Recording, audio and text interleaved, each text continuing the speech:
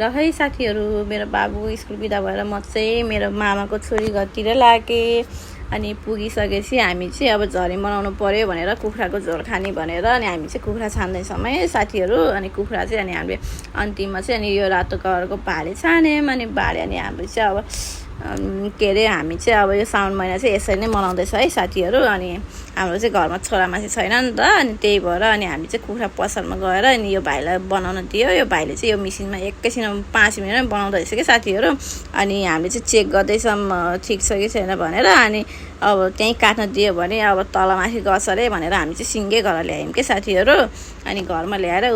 काटकुट गर्दैछौँ अनि काटकुट गर्ने बित्तिकै अनि हामी चाहिँ अब यसो अलिअलि सामानहरू ल्याउन थियो के अब अलिअलि सामान किन्नु पर्यो भनेर अनि धेरै दिनपछि भेट भएको हामी होइन दिदीबहिनी अनि यसो खाँदै रमाइलो गर्नुपर्छ भनेर आज चाहिँ सामानहरू किनबिन गरेर आएर अनि यो नानीलाई चाहिँ तरकारी काट्न के अरे टिपन नानी भनेर अनि टिप्न लगायो अनि त्यत्तिकैमा मम्मीहरू नि आउनुभयो अनि मम्मी र बहिनी पनि आइसकेपछि अनि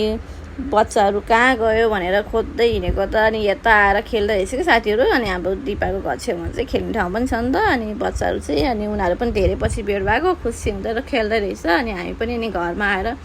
तरकारी पकाउन थाल्यौँ अनि तरकारी चाहिँ अब आगोमै पकाउनु पर्छ भनेर अनि हामीले चाहिँ आगो फुकेर मजाले